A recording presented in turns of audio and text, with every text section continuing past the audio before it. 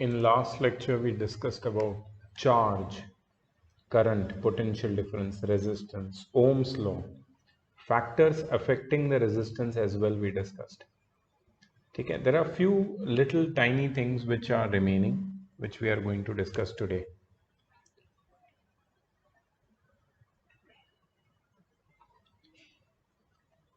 So let's have a look at those.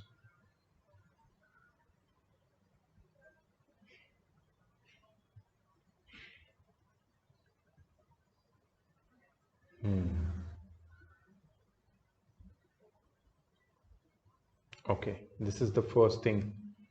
सो अगर तुम्हारे पास text book है ना तो उसमें नोट कर लो, क्योंकि यहाँ पे ये जो चीज़ें मैं आज डिस्कस करने वाला हूँ ये मोस्टली ऑब्जेक्टिव नेचर की, मतलब ये ऑब्जेक्टिव क्वेश्चंस में पूछ सकते हैं ऐसे इसके बारे में, तो इसलिए प्लीज़ नोट कर लो अपनी टेक्स्ट बुक में जो भी मैं तुम्हें बता रहा हूँ यहाँ पे.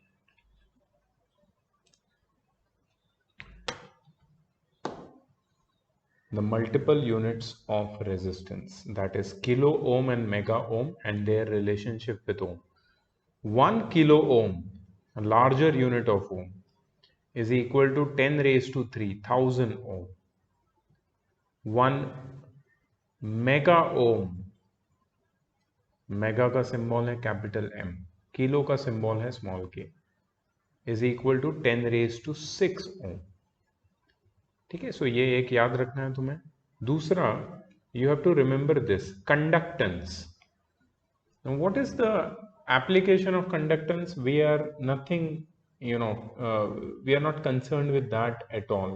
We have nothing to do with what is the application of conductance, but the formula for conductance and its definition and its SI unit, that is important. Conductance is the reciprocal of resistance. इसकी definition सिर्फ इतनी है. Conductance क्या है? Reciprocal of resistance. So conductance is equal to 1 upon resistance. ये याद रखना है तुम्हें. ये जो कंडक्टेंस है उसका यूनिट है ओम रेज टू -1 और पर ओम, रिमेंबर ओम रेज टू -1, या फिर साइमन इसका और एक ऑल्टरनेट यूनिट है, named after a scientist of course. पहले कंडक्टेंस का जो यूनिट है वो हम लोग लिखते थे मो, MHO, ओम का रिवर्स. लेकिन अभी हम ऐसे नहीं लिखते, अब हम ओम रेज टू -1 या फिर साइमन ही लिखते हैं. तो ये एक छोटी चीज है जो तुम्हें याद रखनी है. ठीक है, इसके बाद और एक इंपॉर्टेंट चीज है जो मैंने लास्ट टाइम डिस्कस नहीं की थी, लास्ट वीक के लेक्चर में जो मैंने डिस्कस नहीं की थी, that is IV graph. IV graph मतलब the graph of current versus potential difference for any metallic conductor. यहां पे I जो है current, that is plotted on Y axis and V potential difference is plotted on X axis. और उनका जो graph है अगर हम बनाएं तो वो एक स्ट्रेट लाइन मिलती है हमें. और ये ग्राफ स्ट्रेट लाइन कैसे मिलती है, how do we find the values, उसके लिए हमें एक सर्किट बनानी पड़ती है. So circuit is something like this. This is the circuit which is used for experimental verification of Ohm's law. So how experimental verification of Ohm's law is carried out, I'm going to discuss it with you. इसको याद रखना है, थोड़ा theoretical है. Last time मैंने notes भी दी थी जो मैंने बताया था, बट यहाँ पे you have to remember the key details which I am giving you. Although if you do not remember, textbook में इसका पूरा राइट अप प्रोसीजर सब कुछ दिया हुआ है. ठीक है, कैसे ये VI ग्राफ या IV ग्राफ जो भी है कैसे हम बनाते हैं उसको, उसका पूरा प्रोसीजर हमें दिया हुआ है. But orally I will explain you first and then try to remember, try to understand what I have explained and then go through what is given in the textbook so that you completely remember it when the time comes or when the question comes in exam. ठीक है, so this is experimental verification of Ohm's law with which we can draw the V I और the I V graph. जो हमें यहाँ पे graph दिखाया है ना, अगर ये ग्राफ हमें प्लॉट करना है जिससे हम एक्सपेरिमेंटली प्रूव करेंगे ओम्स लॉ का वेरिफिकेशन करेंगे, तो हमें ये सेटअप करना पड़ेगा। सेटअप क्या है? सर्किट का सेटअप है। सो ये सर्किट में तुम्हें क्या क्या दिख रहा है? There is a battery, right? Battery circuit में सीरीज में कनेक्टेड होती है, हमेशा सीरीज में होती है। बैटरी की लाइन में एक अप्लायंस या एक रेजिस्टर है। Do you see the resistor R? Battery is B, resistor is R. Resistor is any appliance which consumes the electrical energy from the battery. It can be a lamp, it can be a fan, it can be anything which works on electricity. ठीक है? अच्छा, resistance के across parallel में, parallelly मतलब एक अलग line लेके connect किया है V। V क्या होता है? Volt meter. This is volt meter. Volt meter क्या करता है? Volt meter measures the potential difference across the resistor or across the load। Volt meter को हमेशा पैरेलल में कनेक्ट करता है। Volt meter is always connected in parallel and volt meter measures the potential difference across this resistor। ठीक है, आगे तुम जाओगे तो तुम्हें मिलेगा एमीटर। एमीटर क्या करता है? Ammeter measures the electric current। Ammeter measures the electric current flowing in the circuit। Circuit में कितना इलेक्ट्रिक करंट फ्लो कर रहा है वो एमीटर मेजर करता है। Then comes key। The key is closed right now, that means current is flowing। Key is to allow to stop or to allow the electric current to flow in the circuit। ठीक है, अभी ये की on position में है, मतलब it is की is in closed position बोलते हैं। क्लोज्ड मतलब ऑन है, ओपन मतलब ऑफ, क्लोज्ड मतलब ऑन। ये 9th में सीखा है तुमने, इवन 8th में भी। And then there is a very important device called rheostat, जो तुमने क्लास 9th में पढ़ा है उसके बारे में। उसका सिंबल है RH, rheostat. So the rheostat is nothing but a variable resistor. Variable resistor, इसका फंक्शन क्या है, क्यों इसको लगाया है यहाँ पे? Variable resistor controls the amount of current flowing in the circuit. वो सर्किट में कितना करंट फ्लो होगा उसको कंट्रोल करता है। रियोस्टैट की वैल्यू अगर ज्यादा है तो सर्किट में करंट कम हो जाएगा। रियोस्टैट की वैल्यू अगर कम है तो सर्किट में करंट बढ़ जाएगा। Rheostat is a simple variable resistor like your fans regulator. Fan का रेगुलेटर होता है ना, फैन की स्पीड अगर तुम 1 पे रखोगे, इसका मतलब पता है क्या है? कि वो रेगुलेटर में जो रेजिस्टेंस की वैल्यू है वो मैक्सिमम वैल्यू है, इसलिए फैन स्लो चलता है। स्लो क्यों चलता है? बिकॉज कम करंट फ्लो कर रहा है फैन की सर्किट में से। तुम अगर रेगुलेटर की स्पीड बढ़ाओगे, that means you are decreasing the value of the resistance. So as you go on increasing the speed of fan, you are decreasing the value of resistance of the rheostat and you are allowing more and more current to flow through the rheostat। ठीक है, so that more and more current flows in the circuit and the fan or the appliance receives maximum current so that it can work up to its maximum capability। समझ में आया? सो rheostat क्या करता है? It controls the amount of current flowing in the circuit. ठीक है, सो ये तुम्हारा सेटअप है। एक्सपेरिमेंटल सेटअप में सारे अप्लायंस जितने भी उसके कंपोनेंट्स थे सर्किट के, उसके बारे में मैंने तुम्हें बताया। Battery, resistor, voltmeter, ammeter, key and rheostat. Battery potential difference provide करता है सर्किट को। रेजिस्टर इस पोटेंशियल डिफरेंस को यूटिलाइज करता है। वोल्ट मीटर वोल्टेज या पोटेंशियल डिफरेंस मेजर करता है। एमीटर करंट मेजर करता है। की सर्किट को ऑन या ऑफ करने में हेल्प करता है। रियोस्टैट अमाउंट्स और limits the amount of current flowing in the circuit. ठीक है, अब हमें क्या करना है, now we have to on the circuit and keep the value of rheostat at the minimum possible position. तुम्हें ये जिगजैग दिख रहा है रियोस्टैट के ऊपर, ये जिगजैग में अलग अलग पोजिशंस है जिस पे तुम रियोस्टैट को रख सकते हो। I will show you with the help of an example. Suppose this is a zigzag. तुम रियोस्टैट को यहां पे रख सकते हो, मतलब मैंने मैंने जो वैल्यू है रेजिस्टेंस की उसको मिनिमम रखा है, ठीक है।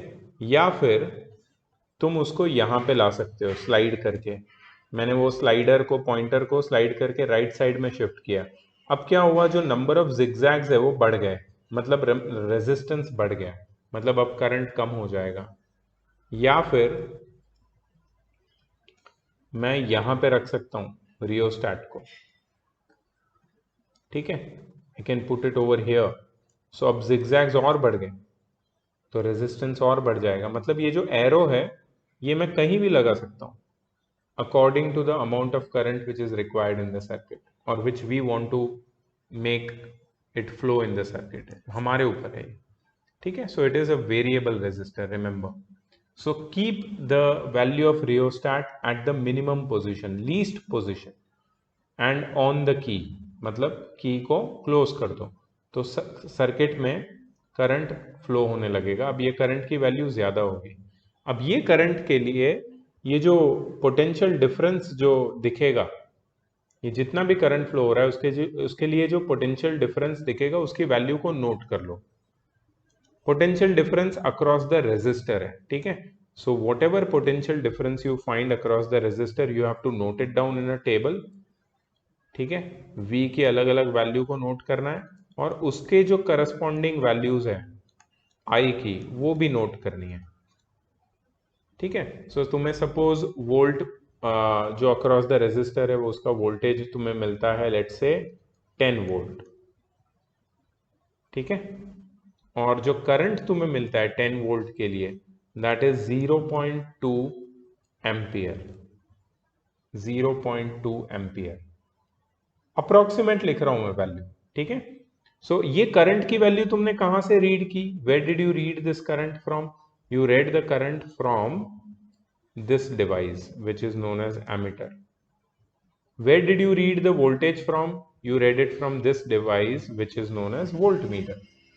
वो दोनों में से तुमने करंट और वोल्टेज की वैल्यू को रीड कर दिया, ठीक है। अब तुम और एक काम करोगे, अब तुम रियोस्टैट को शिफ्ट करोगे टूवर्ड्स राइट, मतलब तुम रेजिस्टर बढ़ाओगे, ठीक है। सो लेट मी एक्चुअली मैंने यहाँ पे गड़बड़ तो की है।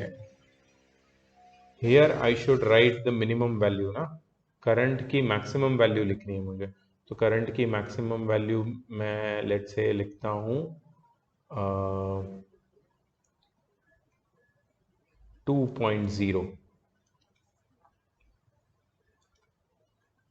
2.0 एम्पियर, और उसमें मैं वोल्टेज की वैल्यू लिखता हूँ 20 वोल्ट्स, ठीक है। अब मैं रियोस्टैट को बढ़ाऊंगा, आगे रियोस्टैट को इंक्रीज करूंगा, वेरिएबल रेजिस्टर की वैल्यू इंक्रीज करूंगा। जैसे ही रेजिस्टर बढ़ेगा तो ये सर्किट में जो करंट है वो कम हो जाएगा, ठीक है। Now the current will become let say 1.5 ampere, और जब जब तुम वोल्ट मीटर चेक करोगे तो वोल्ट मीटर में जो वोल्टेज होगा वो हो जाएगा 15 वोल्ट्स,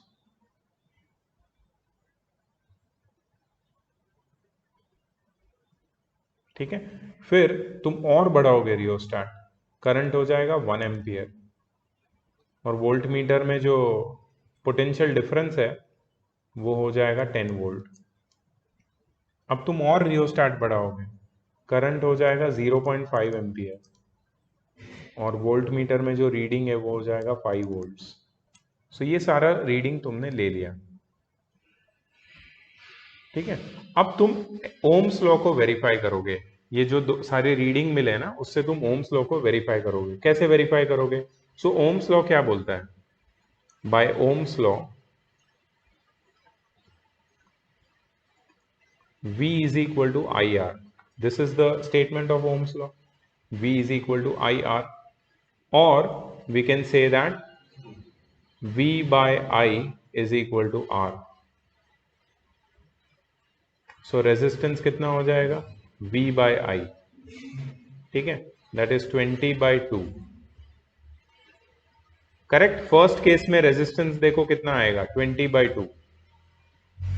सेकेंड केस में देखो रेजिस्टेंस कितना आएगा, 15/1.5. थर्ड केस में कितना आएगा, 10/1. फोर्थ केस में कितना आएगा, 5/0.5. मैंने क्या किया, ये फॉर्मूला में R की जगह मैंने, R की वैल्यू में V और I की जगह मैंने उसके जो रीडिंग्स थे वोल्ट मीटर और एमीटर के वो सब्सटीट्यूट कर दिए. Now to my surprise, when I calculate them, I get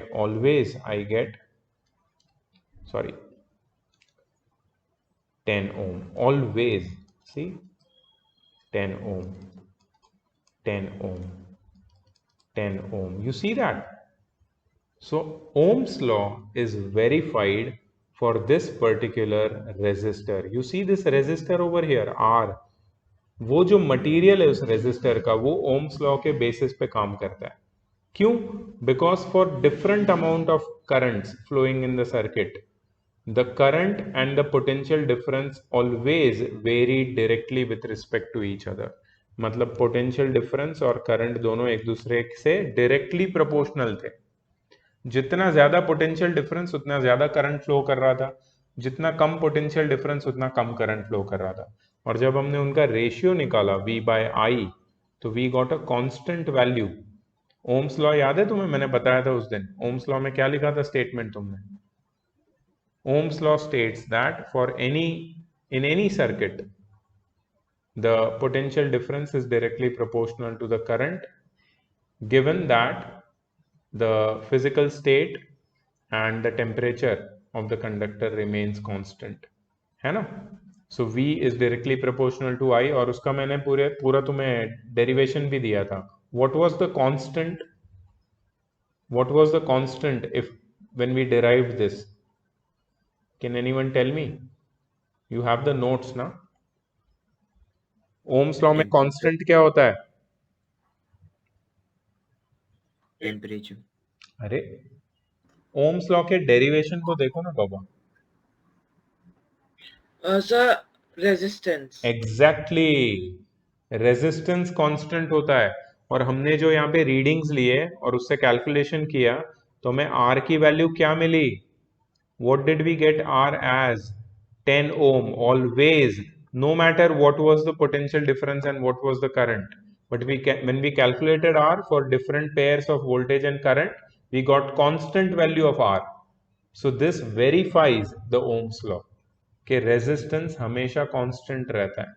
For in any circuit, for different values of voltage and current, the value of resistance never changes. So Ohm's law verify हो गया यहाँ. ठीक है. अच्छा, अब हम लोग एक ग्राफ प्लॉट करेंगे. तो ग्राफ क्या है? This graph is known as V I graph. V I I V कैसे भी प्लॉट करो, वी यहां पे भी हो सकता है, एक्स एक्सिस पे भी हो सकता है. So this graph when you plot taking appropriate scales on current and voltage axis, you get like this. You get a straight line. You might get straight line at different angles with the horizontal, but you will always get a straight line. This is, let me remove all the other lines. Yeah, let me just keep one line. Okay, so this is the example of the graph which I will plot against voltage and current. If I plot a graph of voltage and current, I will get a straight line. और ये क्या prove करता है पता है? ये graph को देख के ही हमें समझ में आता है. It proves that voltage is directly proportional to current. Voltage और करंट डायरेक्टली प्रोपोर्शनल है, तभी तो जाके स्ट्रेट लाइन आ रही है. V I graph, V I graph straight line है, इसका मतलब voltage is directly proportional to I. और ये क्या प्रूव करता है? This proves that Ohm's law is verified. समझ में आया तुम्हें? इसका मतलब है ओम्स लॉ वेरीफाइड है. अच्छा, वी आई ग्राफ से हमें और भी कुछ चीजें समझनी है.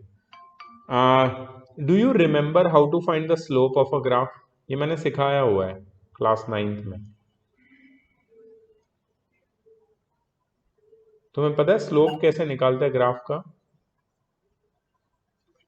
स्लोप का फॉर्मूला पता है तुम्हें? y2 minus y1 upon x2 minus x1.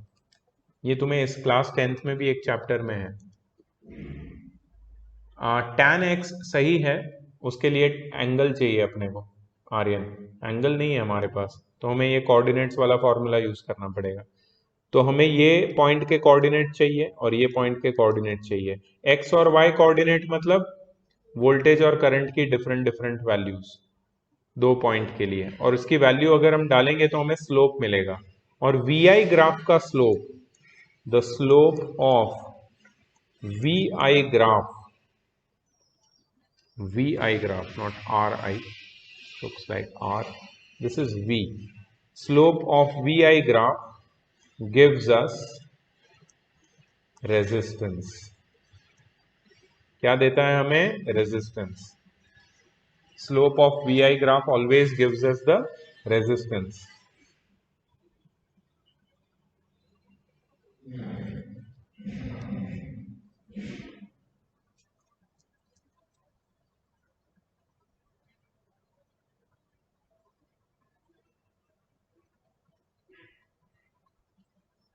Now if you see,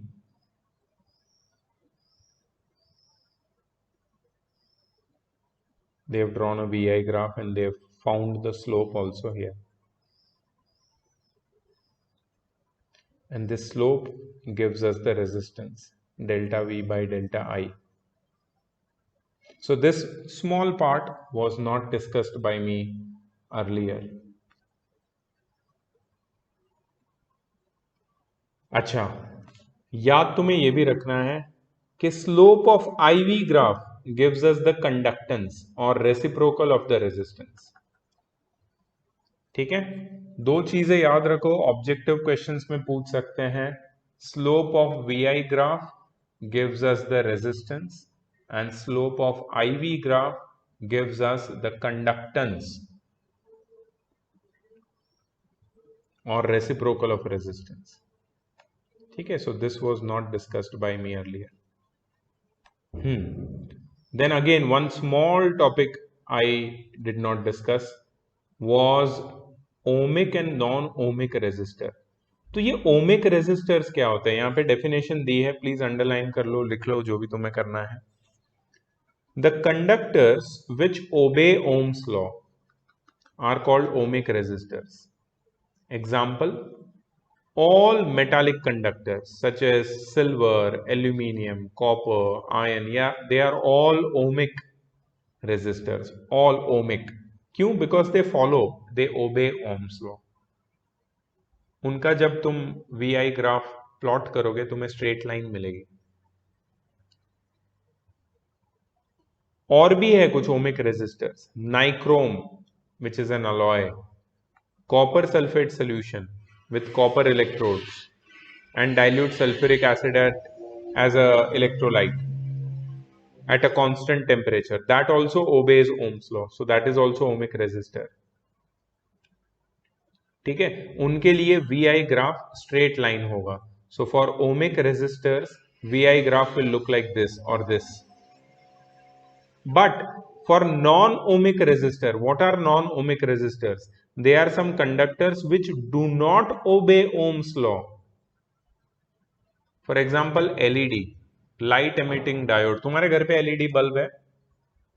LED bulb non-ohmic resistor होता है. It does not follow Ohm's law. उसका जो VI ग्राफ है ना, वो ऐसा दिखता है, एक curve. VI graph is a curve. So it does not have a fixed or constant value of resistance. At different values of voltage and currents, the value of resistance keeps changing.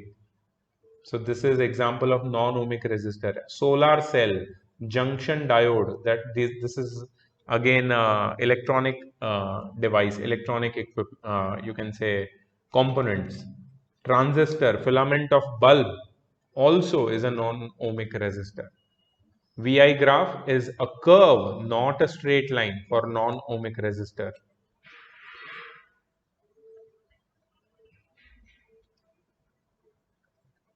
छोटी सी note दी है यहाँ पे, देखो ये भी question आ सकता है. For ohmic resistor it is necessary that the straight line on VI graph passes through the origin. But non-ohmic resistor, it is not necessary that curve of VI graph pass through the origin. So ohmic resistor में VI graph origin से पास करता ही है. जैसे ohmic resistor ये वाला VI graph दिख रहे हो तुम, वो origin से पास करेगा. बट नॉन ओमिक रेजिस्टर में जो वी आई ग्राफ है यहाँ पे ओरिजिन से पास होता हुआ दिखाया है, बट ऐसा जरूरी नहीं है. It's not necessary that the V I graph of non ohmic resistor pass through origin. ये सब जो मैं बता रहा हूँ ना इतना इंपॉर्टेंट है ना, तो I hope that you guys are serious about it and paying attention. Because if you are not ना, it's going to be a big loss for you, big loss. फिर तुम एंड में कितना भी रो, तुम्हारे पेरेंट्स रोए, कुछ नहीं हो सकता. जब पढ़ा रहा हूं तभी ध्यान दे दो, अच्छे से पढ़ लो, समझ लो. नहीं समझ में आ रहा है पूछ लो मुझसे, क्वेश्चन पूछो. बट वहां पे तुम ऐसे ही टाइम पास करने के लिए अगर बैठे रहे, you are going to suffer letter.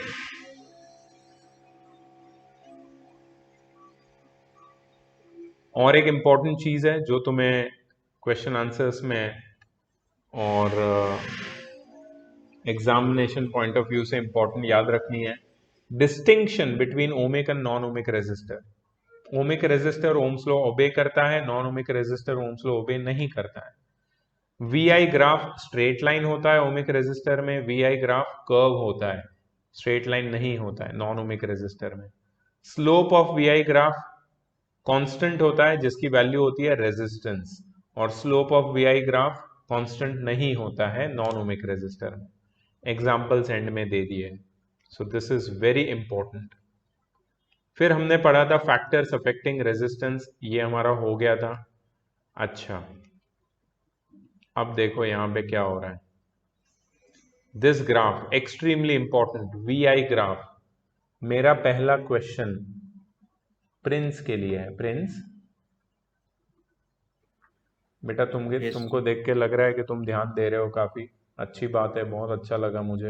I am constantly noticing everyone's video, so I can see that you are paying attention. I think you can answer this question to me. Prince, यहाँ पे दो graphs है ए और B, दो lines है, दो अलग अलग कंडक्टर्स के VI ग्राफ्स दिए हैं. First question is, are they ohmic resistances or not? Do they follow or do they obey Ohm's law or not? So T1 follows. नहीं नहीं नहीं, T1 नहीं है, A और B. Yes, sir.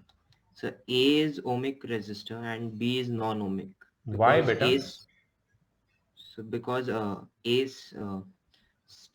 starts from 0 in the graph अच्छा, and B doesn't. no. If I extend them, see, if I extend them, they both start from origin. अब बताओ, अब बताओ. Very good Aryan. अब बताओ प्रिंस,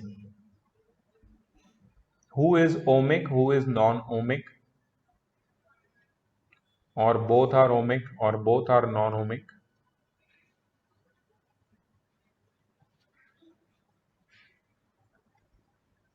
चलो, So both are ohmic.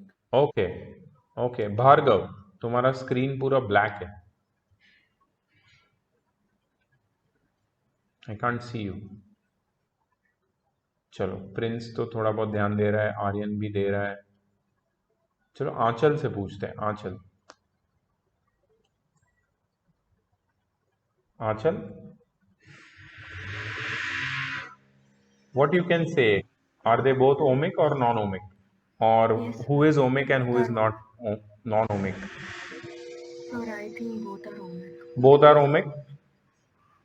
Why do you say so? Because they form a straight line, not a curved line. Yes, the VI graph for both the resistors form a straight line, and that's why they both are ohmic. Okay, next question is for Yash. Yes, sir. यश, किसका resistance ज्यादा है और किसका कम है? You have to compare the resistances.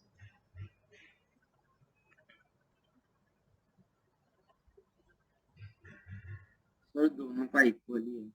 दोनों का equal है. You are not right. Dev, same question. Whose resistance is more and whose is less? Sir T1 का इज ग्रेटर. T1 नहीं, ए और बी है. सर A का इज ग्रेटर. ए का resistance ज्यादा है yes. As compare to B. Why? Sir because वो B जो है वो नीचे की तरफ है. तो उससे क्या हो गया?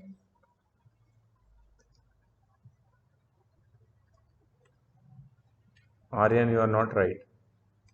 Let me ask Rishi. Rishi? I can't hear you. A is more resistive than B because the line A is more steeper than B. Very good. बहुत बढ़िया.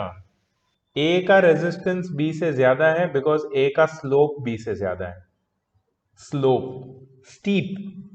कौन ज्यादा स्टीप है, किसका स्लोप ज्यादा है, उससे हम जज करते हैं किसका रेजिस्टेंस ज्यादा है. ठीक है, तो हमें सीधा समझ में आता है कि A का स्लोप ज्यादा है. VI ग्राफ में स्लोप ही रेजिस्टेंस होता है, तो जिसका स्लोप ज्यादा है उसका रेजिस्टेंस ज्यादा है. अच्छा, T1 और T2 टेम्परेचर्स है. Aryan, what you can say about the temperatures? Yes, sir. So the temperature, it is given that the temperature of T1A is greater than B. And how you can relate temperatures with resistance from all our discussion? Yesterday, on the last lecture, we related temperature with resistance. So how you can conclude now? Yes, sir. So if the temperature increases, the resistance increases. Exactly. So temperature is directly proportional to resistance. Proportional to resistance. Right? Yes, sir. Higher temperature means greater resistance. तो T1 का temperature definitely ज्यादा है. Right? T1 का temperature ज्यादा है, इसलिए T1 ज्यादा है, इसलिए A का रेजिस्टेंस भी ज्यादा है. ठीक है, so the conductor at greater temperature will have greater resistance. ठीक है, एक और क्वेश्चन बनाता हूं मैं यहाँ पे, देखते हैं कौन आंसर कर सकता है. मैं ही पूछूंगा, कौन आंसर करेगा, आई विल डिसाइड.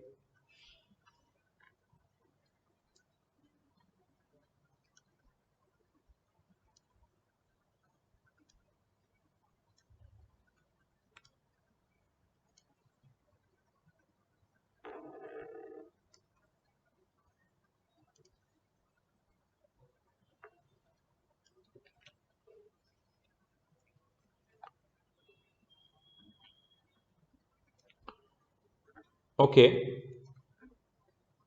ये है कंडक्टर ए और ये है कंडक्टर बी. ठीक है, temperature of A is equal to temperature of B. Length of A और लेंथ ऑफ बी को हमें कंपेयर करना है. ठीक है, लेंथ ऑफ ए और लेंथ ऑफ बी के बीच में बॉक्स बना देता हूं, हमें कंपेयर करना है. Let's see. Okay, I am going to ask to this question to Ahmareen. Ahmareen, where is your cam? Ahmareen. Yes, sir. या दो तुम्हें दिख रहे हैं ग्राफ, VI ग्राफ है ये V है, ये I. ठीक है, कंडक्टर ए कंडक्टर बी के ग्राफ बनाए मैंने VI. दोनों का टेम्परेचर सेम है, दोनों की लेंथ को कंपेयर करना है, किसकी लेंथ ज्यादा है और किसकी कम है. VI ग्राफ देख के बताना है. सर एक ही I couldn't hear it. Sir एक ही लेंस है एक ही लेंथ ज्यादा है, क्यों भाई?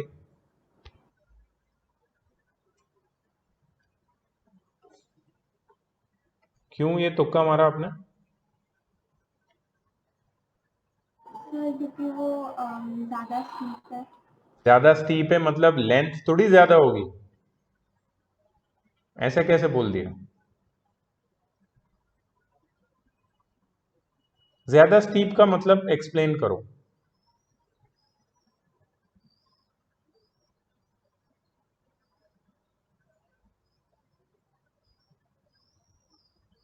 मोर steep meaning what? Sir more steep मतलब उसकी रेजिस्टेंस ज़्यादा होगी वेरी गुड भार्गव, टेम्परेचर दोनों का सेम है।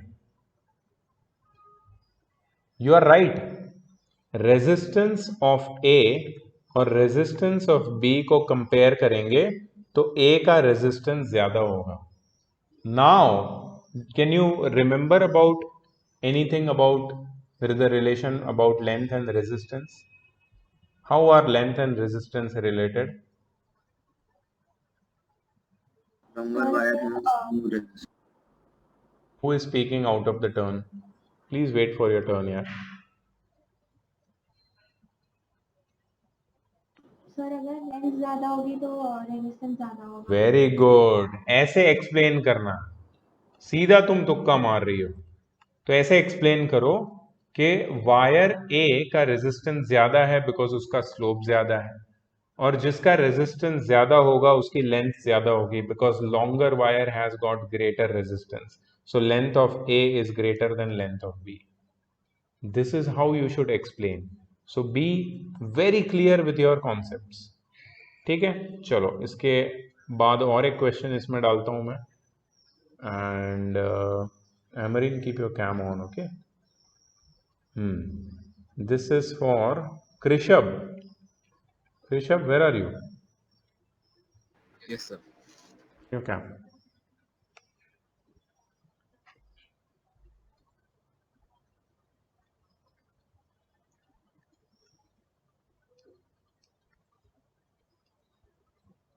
Please on your cam. I can't see you.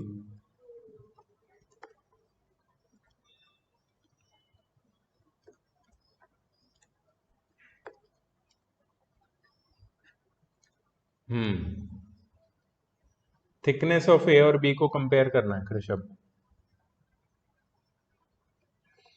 Which is thicker, which is thinner? दोनों का टेम्परेचर सेम है, ग्राफ दिया हुआ है।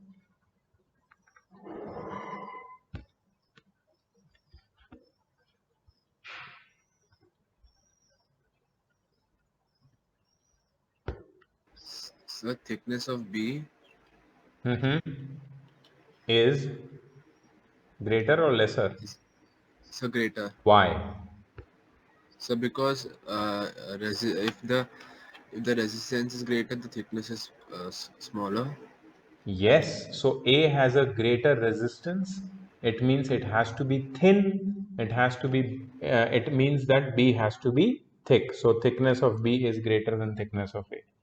Was that the same idea which you had in your mind? Okay, great. Chalo. So your concept about thickness is also clear, everyone. Okay, very good, Rishi. All the answers you're typing in, very nice. Okay, now we are comparing between, let's say, iron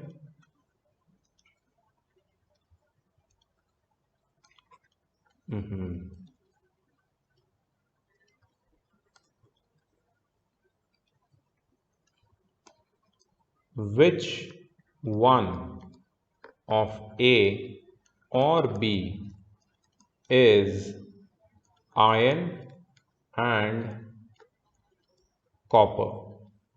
A और B में से ion कौन सा है और copper कौन सा है? This will be asked to Anushka. Anushka, where are you?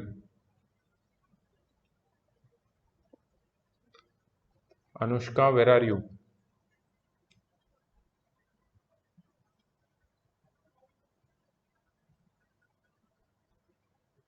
You are out. तो who is in if you are out? Akshata. Akshata.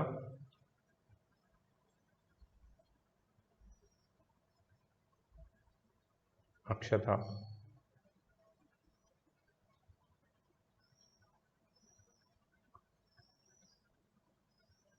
Bhargav. Unmute yourself and answer, please.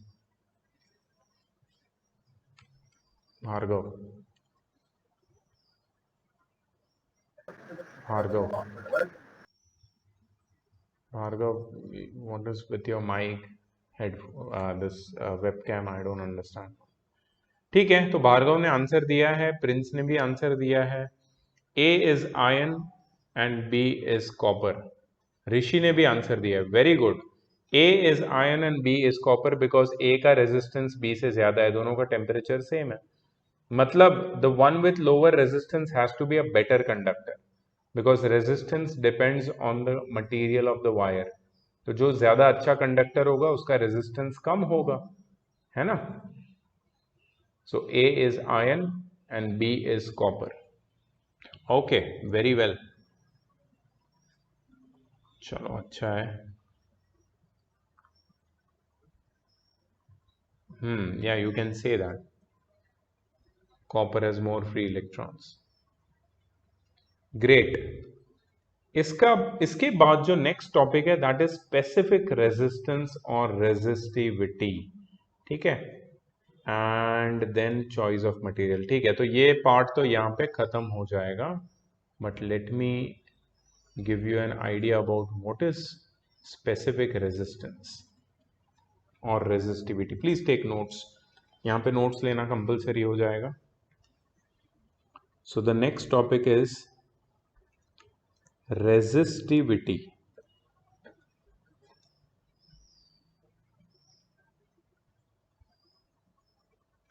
और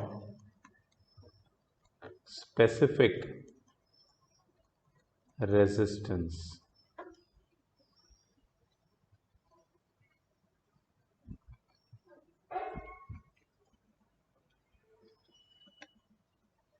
ठीक है, इसका जो सिंबल है that is rho, RHO, rho, Greek letter RHO, P जैसा दिखता है, इसको बोलते हैं रो. इसका formula rho is equal to RA/L. यहां पे जो R है that is resistance, A is area of cross section and L is the length of the conductor. R is resistance, A is area of cross section, L is the length of conductor. ये है formula resistivity या specific resistance का. ठीक है. इसका SI unit देखो, build करेंगे SI unit इसका. यहां पे हमें दिख रहा है R, मतलब रेजिस्टेंस. इसके फॉर्मूला में R आता है न्यूमरेटर में, मतलब रेजिस्टेंस का यूनिट लिखेंगे हम लोग ओम, टाइम्स एरिया का यूनिट है मीटर स्क्वायर SI यूनिट, और लेंथ का यूनिट है मीटर. मीटर और मीटर स्क्वायर का स्क्वायर कटेगा और हमें मिलेगा ohm metre. SI unit of resistivity और specific resistance is ohm metre. SI unit of resistivity or specific resistance is ohm meter. Ohm meter. Ohm meter. याद रखना, ओम के साथ मीटर मल्टीप्लाइड है, साथ साथ में लिखते हैं. ओम का सिंबल ओमेगा और फिर मीटर का m, स्मॉल m. ये इसका SI यूनिट है.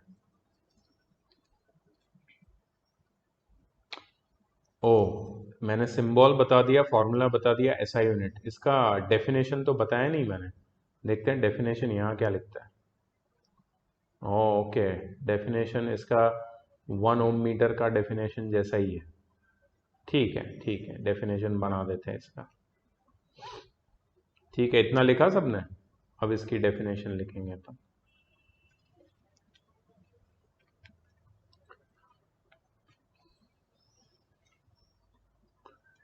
Resistivity of any conductor is equal to its resistance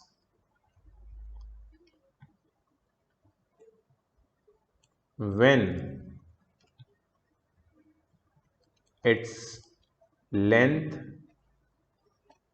is 1 meter and area of cross section is 1 meter square।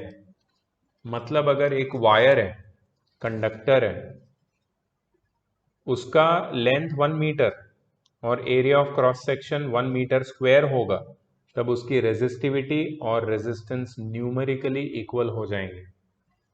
तुम देख सकते हो इसको फॉर्मूला से, ये एरिया को 1 बना दो, लेंथ को 1 बना दो, तो क्या मिलेगा हमें फॉर्मूला में? Rho is equal to are.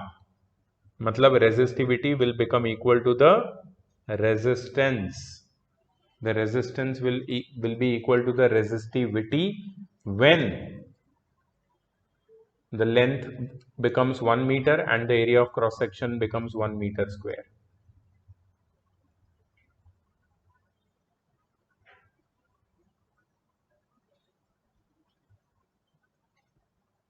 ठीक है, सो ये इसकी डेफिनेशन हो गई। और कोई डेफिनेशन इससे कंसर्न्ड नहीं है जो हमें याद रखनी है, बट दिस इज रेजिस्टिविटी। अब ये रेजिस्टिविटी का इंपॉर्टेंस क्या है ये भी लिख लो, ये मैं तुम्हें नोट्स के फॉर्म में लिखवा के दे रहा हूं।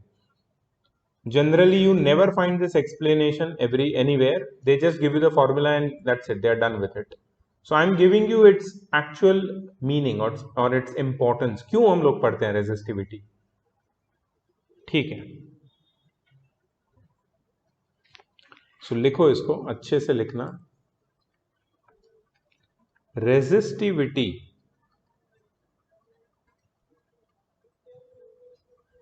is a material oriented concept। material oriented concept मतलब that is it distinguishes between a good conductor and a bad conductor, bad or poor conductor material जो रेजिस्टेंस नहीं करता है। याद रखो, क्यों नहीं करता है? तुम बोलोगे कि सर वो तो रेजिस्टेंस भी करता है ना, कॉपर का रेजिस्टेंस आयरन से कम है, अभी बताया। सही बात है, तुमने सही बताया, लेकिन तुम्हारी जो इंफॉर्मेशन थी वो पूरी नहीं थी। पूरी इंफॉर्मेशन, पूरा पिक्चर अभी तुम्हें समझ में आएगा, पूरा concept. Resistivity is a material oriented concept, that is it distinguishes between a good conductor and a bad conductor material। why does it do that, and why do we should choose resistivity as a parameter? Resistivity is a good parameter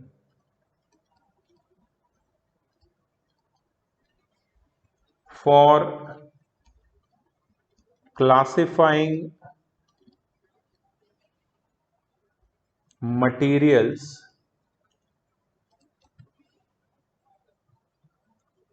as a choice for good conductor। हमें अगर अच्छा conductor choose करना है तो हमें materials को अगर classify करना है तो हमें कौन सा पैरामीटर यूज करना चाहिए? Resistivity. So resistivity is a better parameter for classifying materials as a choice for good conductor since क्यों मैं इसका सस्पेंस खोल रहा हूं, since it does not depend or change with the length or area of cross section. It does not depend or it does not change with the length or the area of cross section of a conductor. Like resistance वो दोनों पे depend करता है. और मैं तुम्हें एक बहुत ही जबरदस्त एग्जांपल दूंगा और ये कॉन्सेप्ट क्लियर हो जाएगा. I am sure you all are noting it down. This is not your text book, okay. This is something extra which I am giving you so that this concept stays with you for a long time. और थोड़ा भी घुमा फिरा के question दिया तो तुम solve कर सकते हो आराम से, क्योंकि तुम्हें पता है कि एक्चुअली दोनों में क्या फर्क है. अब देखो मेरा क्वेश्चन, देखो मेरा क्वेश्चन है, मेरे पास कॉपर वायर है, ठीक है.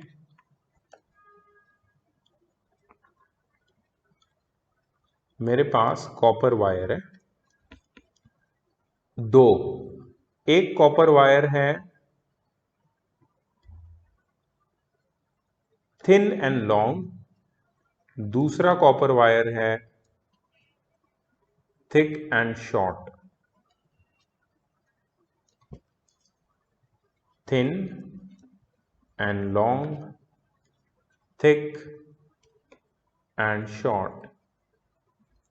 इसका क्रॉस सेक्शन एरिया ज्यादा है, इसका कम है. इसकी लेंथ ज्यादा है, इसकी कम है. ठीक है.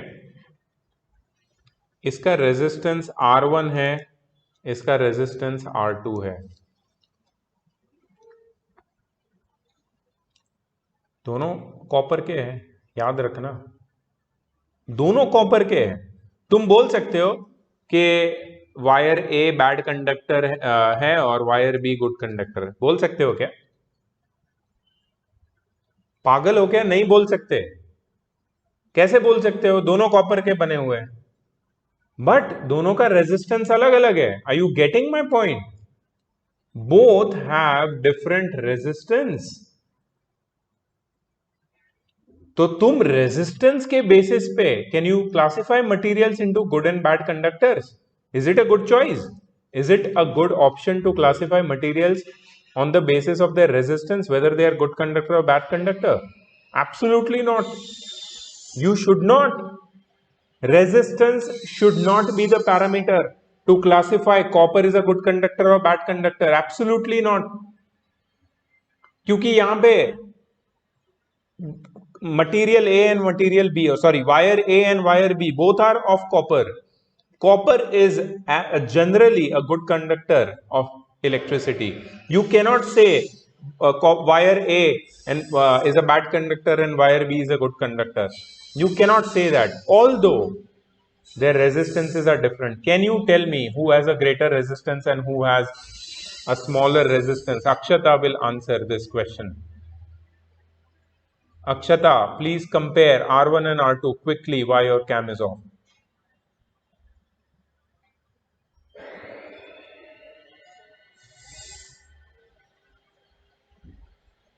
Akshata,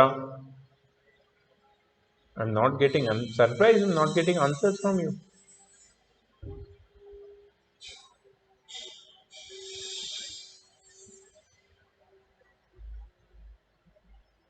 चलो ऋषि बताएगा.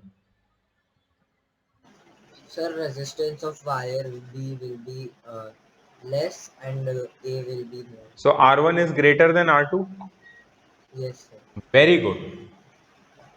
लेकिन ऋषि, क्या मैं बोल सकता हूं कि wire A is a poor conductor and wire B is a better conductor? क्या मैं बोल सकता हूं? No, sir. नहीं ना, क्योंकि दोनों कॉपर के बने हुए हैं कि नहीं, और copper in general good conductor होता है. मतलब is resistance a good parameter to classify elements as a choice of a good conductor? No, absolutely not. So what should be the parameter? मैंने अभी लिखवाया तुम्हें, resistivity is a good parameter. कैसे? How come resistivity becomes a good parameter? So let me show you with the help of formula. Let's say ये जो wire A है उसकी resistivity है रो A. वायर A की रेजिस्टिविटी है रो A. ठीक है, वायर ए की रेजिस्टिविटी है रो ए. इसका फॉर्मूला क्या होगा? रेजिस्टिविटी का फॉर्मूला अभी लिखवाया था मैंने, याद है? R into A times L. R one लिखूंगा, A area of cross section A one लिखूंगा, बाय एल वन लिखूंगा. ठीक है, और रेजिस्टिविटी ऑफ वायर बी कितना लिखूंगा मैं? R two times A2 times L2.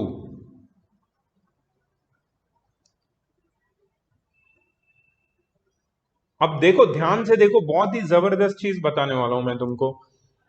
Wire ए में रेजिस्टेंस ज्यादा है, एरिया ऑफ क्रॉस सेक्शन कम है और लेंथ ज्यादा है. वायर 2 में रेजिस्टेंस कम है, एरिया ऑफ क्रॉस सेक्शन ज्यादा है और लेंथ कम है. तुम अगर ध्यान से देखोगे तो इसका जो न्यूमरेटर और डिनोमिनेटर में जो भी टर्म्स है ना, वो कम और ज्यादा एक पर्टिकुलर प्रोपोर्शन में है. ठीक है, और अगर मैं उनकी वैल्यू डालूंगा ना, R1 की, A1 की, L1 की, R2 की, A2 की, L2 की, तो सब कुछ कट होके हमें क्या मिलेगा पता है? इन दी एंड मेरे पास वैल्यूज नहीं है, but I can tell you with surety that we are going to get rho A is equal to rho B, which is equal to rho Cu. Copper की रेजिस्टिविटी मिलेगी मुझे, और कॉपर की resistivity दोनों case में क्या होगी? Same. समझ में आया तुम्हें? तो वायर थिन हो या थिक हो, लॉन्ग हो या शॉर्ट हो, रेजिस्टिविटी के फॉर्मूला में अगर वैल्यूज डाली तो तुम्हें रेजिस्टिविटी सेम मिलेगी. मतलब resistivity does not depend on length and area of cross section और थिकनेस. मैंने यहां पे बताया था तुमको, it does not depend on length and area of cross section. So resistivity does not depend on length and area of cross section.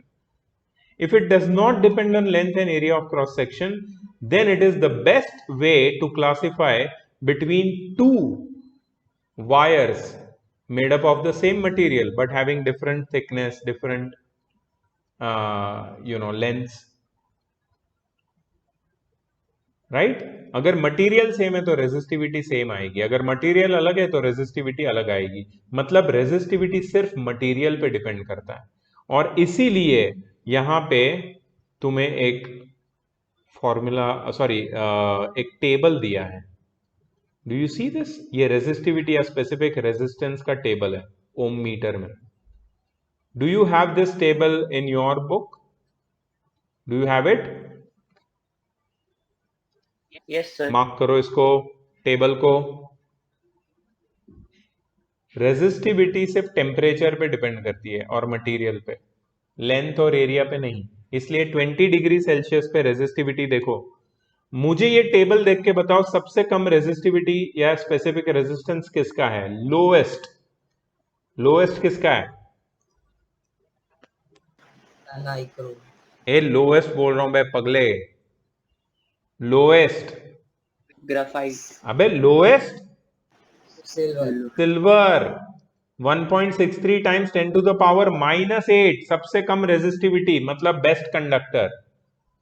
समझ में आया?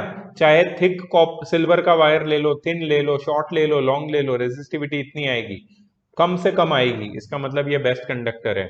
फिर देखो रेजिस्टिविटी धीरे धीरे इंक्रीज हो रही है. Copper, aluminium, lead, tungsten, resistivity increase हो रही है, मतलब it is becoming poor conductor. तुमने क्या बोला था? नाइक्रोम. नाइक्रोम की रेजिस्टिविटी सिल्वर से 100 टाइम्स ज्यादा है. मतलब nichrome is not so good conductor. और हमें पता है नाइक्रोम अच्छा कंडक्टर नहीं है, क्यों? क्योंकि हीट हो जाता है। जैसे ही वायर में से इलेक्ट्रिक करंट पास किया नाइक्रोम वायर में से, नाइक्रोम हीट हो जाएगा, रेड हॉट हो जाएगा। टोस्टर के अंदर देखा है क्या कभी? हीटिंग एलिमेंट होती है। रूम हीटर देखा है क्या कभी? रूम हीटर में हीटिंग एलिमेंट होती है रूम को गर्म करने के लिए, वो नाइक्रोम से बनी होती है। रेड हॉट हो जाता है room heater. Electric geyser, room heater, toaster, oven, सब में नाइक्रोम यूज होता है। Why? Because it has got higher resistivity. So it conducts electric current, but it also heats up because of high resistivity. उसके बाद graphite, germanium, silicon, carbon, उसकी भी resistivity increase हो जाती है। सबसे ज्यादा रेजिस्टिविटी कितनी है, किसकी है, बता सकते हो? सबसे ज्यादा टेबल में सबसे ज्यादा, यार सब लोग चुप है। आराध्य, क्रिश शेट्टी, आर्यन, सिद्धि, नियति तो तबीयत खराब है, अनुष्का, अक्षता। कम ऑन यार, कैम चालू करो, बताओ यार, बताओ। पॉलिथीन। यस, पॉलीथीन, 10⁻16 ओम मीटर। मतलब उसका मतलब है उसकी रेजिस्टिविटी इनफाइनाइट है, बहुत ज्यादा, कभी इलेक्ट्रिसिटी कंडक्ट नहीं करेगा वो। So resistivity low, best conductor, resistivity very high, bad conductor, insulator. समझ में आया कॉन्सेप्ट? ओके। सो ये पूरी स्टोरी इसलिए बताई मैंने तुम्हें, तुम्हारे भेजे में उतरे ये चीज, नहीं तो तुम क्या करोगे आगे?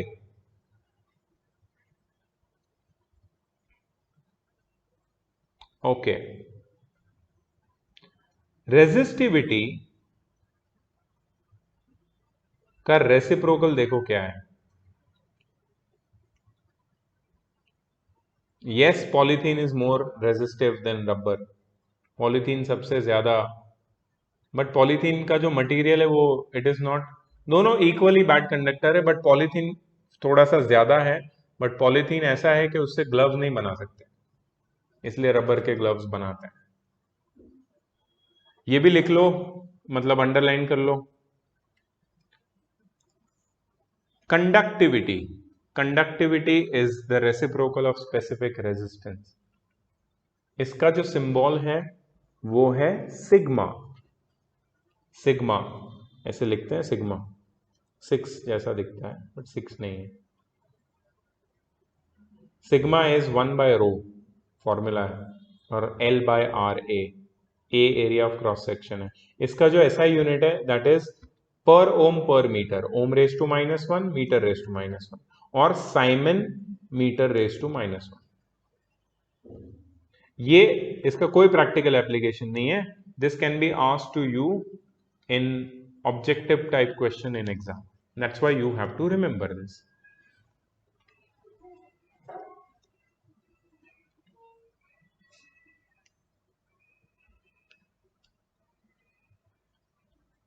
ठीक है। Choice of material for wire, क्या करोगे तुम? यहां पे लिखा है, बहुत ही सिंपल चीजें हैं। जैसे इलेक्ट्रिक कनेक्शन और पावर ट्रांसमिशन में हमें ऐसे वायर चाहिए जिसकी रेजिस्टिविटी कम से कम हो। इसके लिए हम कॉपर या एल्यूमिनियम यूज करते हैं। सिल्वर क्यों नहीं करते हो? तो बेस्ट है। अबे चोरी हो जाएगा सिल्वर, इतना एक्सपेंसिव है वो। So the most optimal solution is copper और एल्यूमिनियम। ठीक है। Resistance wire, standard resistance. Resistance क्यों कनेक्ट करते हैं हम लोग किसी भी सर्किट में? To control the amount of current flowing in the circuit. Nichrome use कर सकते हैं क्या सर्किट में? नहीं, वो गर्म हो जाएगा, आग लग जाएगी सर्किट में। नाइक्रोम नहीं करते। मैंगनीन, कांस्टेंट टैन, ये एलॉयज है। Manganin, constant tan, specific resistance high है और मेल्टिंग पॉइंट भी उनका बहुत ज्यादा है, हीट अप नहीं होते इतना, इसलिए वो यूज करते हैं। फ्यूज वायर, फ्यूज पता है क्या होता है?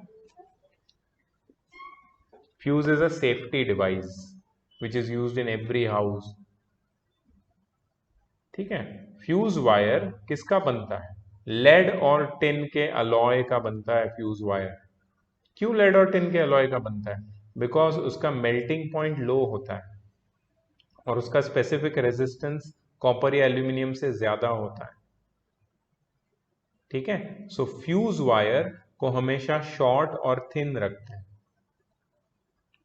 Short and thin fuse wire, ताकि उसमें करंट एक सेफ लिमिट तक फ्लो कर सके। अगर वो करंट सेफ लिमिट को क्रॉस कर देगा तो वो हीट अप होने लगेगा, हीट होके मेल्ट हो जाएगा।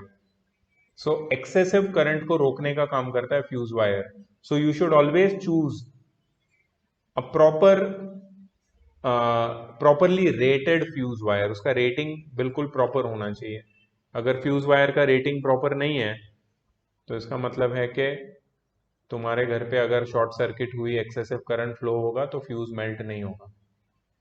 अगर इलेक्ट्रिशियन आके बोलता है कि कोई बात नहीं भैया जी, आप लगा दीजिए कॉपर का वायर, लाइट चालू कर देंगे हम, तो उनको मना करो, उनको बोलो कि बकवास बातें मत करो हमारे साथ, सीधा जाओ दुकान पे और प्रॉपर रेटिंग का फ्यूज वायर लगाओ। ठीक है, and if you don't understand call some expert, because that's not thing to play with. Electric bulb में जो फिलामेंट यूज होती है वो टंगस्टन वायर की होती है, because tungsten wire coated with thorium, because it has a very high melting point, does not melt easily, should not melt, right? If it melts easily, then what is the use? It will not give light, it will just blow off. Heating element in appliances, heater, toaster, oven, nichrome use करते हैं because उसका specific resistance बहुत ज्यादा है and it heats up a lot, gives out a lot of heat on passing electric current. Then comes superconductors. Superconductors are just like superheroes. They don't exist in real life. We just can think about, dream about them and watch their movies. But they don't exist in real life. They are not real.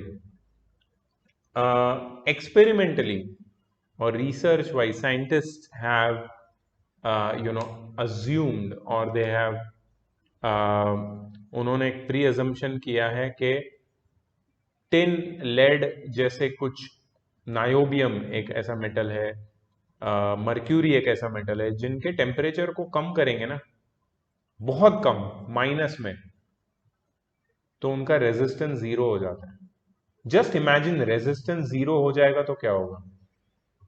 If the resistance is zero, then the energy which is supplied by that conductor can last for lifetime. For lifetime, you don't have to use or continuously apply potential difference. Once you apply, done. एक बार light on करो, मतलब एक बार main switch on करो, that's it, और फिर बंद कर दो मेन स्विच, वो करंट रहेगा ही कंडक्टर में, वो कभी भी करंट जाएगा नहीं, क्योंकि रेजिस्टेंस जीरो हो गया ना। So this can be achieved at a infinite conductance और a very low resistance at very low temperature, which is not practically possible. क्यों सुपर कंडक्टर्स के ऊपर रिसर्च करना चाहिए? यहां पे बोला है कि if it is possible to obtain them at room temperature, the size of computers could be then reduced to few centimeters. Computers की साइज का मतलब वो स्क्रीन छोटा नहीं हो जाएगा, स्क्रीन बड़ा ही रहेगा, लेकिन जो तुम्हारा मदरबोर्ड, जो चिप, ये सब है ना, वो बहुत छोटा हो जाएगा। ठीक है, power lines could be made as thin as a single wire, एक सिंगल वायर आएगा हर घर में, पावर लाइन सबके घरों पे। सो सुपर कंडक्टर्स होंगे तभी ये पॉसिबल होगा, नहीं तो पॉसिबल नहीं होगा। या so that was this part. And इसके जो सॉल्व्ड एग्जांपल है ना, ये मैंने एक वीडियो में डिस्कस किए हुए हैं, ये मैं तुम्हें देने वाला हूँ। This is your assignment and you have to solve full exercise 8 है, ये तुम्हारा होमवर्क है। तुम बोलोगे सर क्या है ये, सर क्या है ये, बहुत ज्यादा है, बहुत ज्यादा है। नहीं, बहुत ज्यादा नहीं है। ठीक है, मैंने देखा है बहुत लोग आराम कर रहे हैं। हाइट्स एंड डिस्टेंस का होमवर्क पूरे बैच में सिर्फ 4 लोगों ने सबमिट किया, बाकी लोग सबमिट नहीं कर रहे हैं।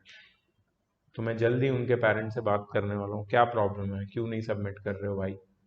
तुम बोलोगे हमारी रिवीजन टेस्ट आ रही है, हमारा ये आ रहा है, वो आ रहा है, तो तुम एक काम करो, पढ़ाई छोड़ दो। क्या करूं मैं, जॉब छोड़ दूं, मर जाऊं? नहीं कर सकते ना ऐसा, हमको तो काम करना पड़ेगा ना यार, अपना सिलेबस बचा है। वी कैनॉट से कि नहीं बस हो गया, अब तो स्कूल ले रही है।